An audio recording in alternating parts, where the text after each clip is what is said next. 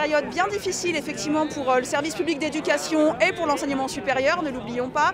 Nos revendications s'articulent autour de 3 axes sur la question des salaires et donc la revalorisation bien sûr de l'ensemble des personnels, mais également la question des métiers et de l'amélioration de nos conditions de travail. Et enfin le 3e aspect sur la question des moyens dont nous considérons qu'ils sont largement en deçà des besoins et on le mesure particulièrement en ce moment où commencent les opérations de préparation de la rentrée 2021. Oui. Donc les moyens concrètement c'est quoi? C'est les moyens en personnel? Ce sont les moyens, oui, en poste. Alors dans le second degré, pour les collèges et les lycées, c'est une catastrophe puisque le ministère a annoncé 1883 suppressions de postes sur l'ensemble du territoire. Une autre politique éducative, des mesures... L'éducation a besoin d'un plan d'urgence pour relancer justement une vraie politique éducative dans ce pays. Et bon, l'un des aspects, c'est les salaires aussi, évidemment, puisque la revalorisation attendue n'est pas à l'ordre du jour. Le ministre essaye de faire croire qu'il a fait une revalorisation historique, elle ne concerne qu'un tiers à peu près des personnels. Elle exclut totalement les personnels administratifs, une bonne partie des enseignants, les AED, les AESH, tous les précaires. Aujourd'hui, je pense qu'il y a un parallèle évident à faire entre ce qui se passe dans les hôpitaux et ce qui se passe dans l'éducation nationale. On voit les situations tendues dans lesquelles sont les hôpitaux aujourd'hui, c'est-à-dire par manque de moyens, aujourd'hui la situation est critique pour eux. Et aujourd'hui, dans l'éducation nationale, pour les mêmes raisons, aujourd'hui, par manque de moyens, la situation devient critique. À la rentrée, notre ministre Blanquer nous avait dit tout est prêt. Or, la réalité, c'est qu'il n'en est rien. Non seulement ils n'ont recruté aucune personne pour faire face aux besoins particuliers de cette situation, avec bon nombre d'enseignants qui sont en arrêt parce qu'ils sont victimes du Covid ou qu'ils sont susceptibles d'être positifs ou qu'ils sont en congé de maladie pour ces raisons-là. Nombre d'enseignants aujourd'hui ne sont pas donc remplacés. Nombre d'enseignants n'ont pas abondé les classes pour permettre un fonctionnement clair. Nombre de personnels qui sont aujourd'hui dans les personnels spécialisés qui sont censés justement aider les élèves en difficulté n'ont pas été recrutés. Alors que Blanquer avait dit qu'aujourd'hui on était face à des élèves décrocheurs de plus en plus massifs. Or rien n'a été fait de ce côté-là, on assiste à des postes vacants de plus en plus nombreux. Et au lieu de nous dire on va recruter du personnel en abondant notamment la liste complémentaire, que fait ce gouvernement? Il nous dit on va recruter des contractuels. Or nous on est opposés au recrutement de contractuels et c'est la raison principale pour laquelle aujourd'hui on est en grève, parce qu'on veut que ce soit des fonctionnaires titulaires, qui aient une pérennité de fonction, qui assument les fonctions à venir. Voilà. La maternelle à l'université, on souffre d'un manque constant de moyens et qui a vraiment été mis en évidence par la crise sanitaire en fait.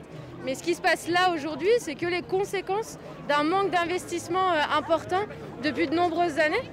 Et là, la crise sanitaire met vraiment en exergue tout ça et on souffre. Là, dans tous les secteurs de l'éducation nationale, on souffre beaucoup.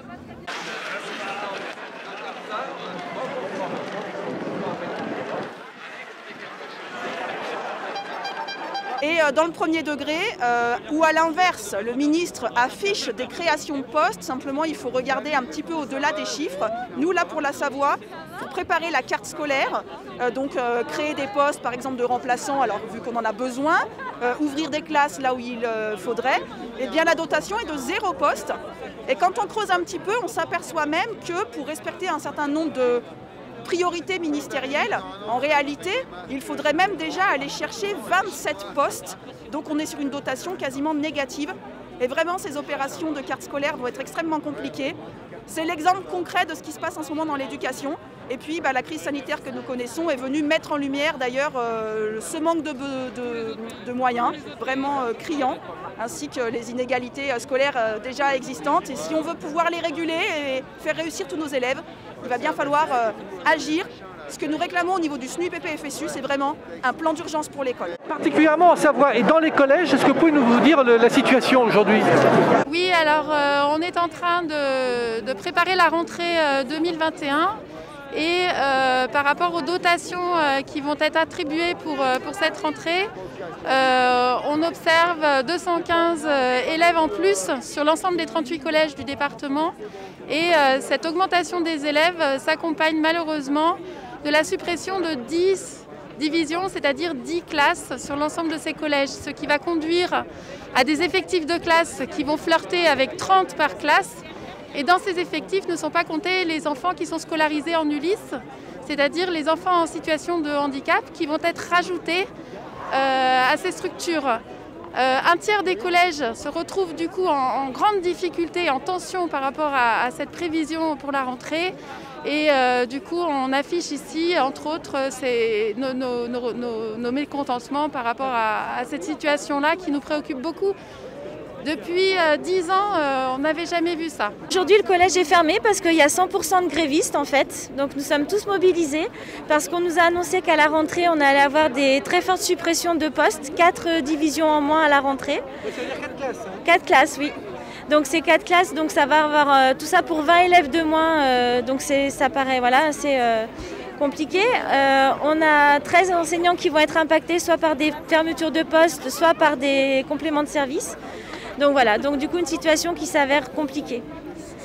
Donc ce qui nous a été expliqué, c'est qu'on va être un classé collège favorisé à partir de la rentrée et du coup qu'on pourrait mettre 30 élèves par classe. Or notre collège n'est pas en capacité, il est vétuste et voilà, on n'est pas en capacité d'accueillir autant d'élèves par classe. Qui plus est dans un contexte de Covid et avec l'accueil des ULIS qu'on a dans notre établissement. Parce que là il y a un ras-le-bol en fait de non-reconnaissance de notre travail. Au quotidien, il y a un manque de moyens dans notre quotidien à nous, mais aussi il y a un manque de reconnaissance financière. C'est-à-dire qu'aujourd'hui, des enseignants se retrouvent en difficulté financière, alors qu'on a un bac plus 5 et que dans le secteur public, on gagnerait 5 fois plus qu'aujourd'hui. Il y a eu déjà des revendications par rapport aux retraites l'année dernière qui ont été assez fortes, c'est-à-dire que nous, on va se retrouver avec une retraite de misère en ayant travaillé toute notre vie. Et là, il s'avère que pour la plupart des enseignants, les fins de mois sont difficiles. Quel retour vous avez, vous, par rapport à cette vague qui est en train de monter, d'anxiété, même on va dire de dépression, on le voit chez les étudiants. Ouais. Est-ce que chez vous, du côté du personnel enseignant, il y a ces indicateurs qui arrivent?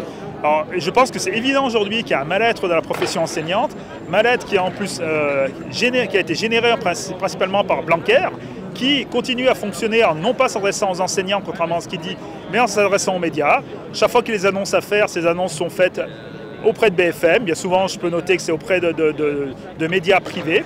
Et donc, au lieu de nous dire à nous, par des circulaires ou par des informations concrètes de la part du ministère, ce qu'il veut faire ou ce qu'il entend faire, il se sert des médias pour communiquer directement ce qu'il a l'intention de faire. Donc les collègues sont perdus, les collègues sont livrés à eux-mêmes.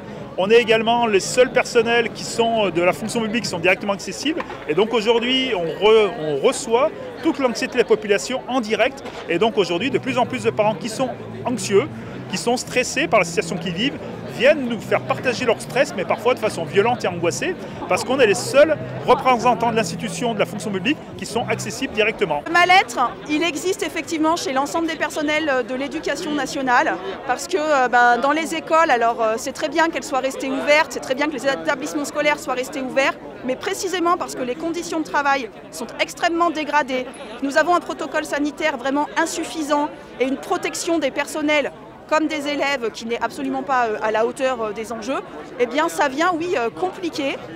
On subit sans cesse les annonces, les contre-annonces, réformes, contre-réformes, ça n'arrête pas. On apprend en plus en général les informations en ouvrant la télévision ou la radio le matin.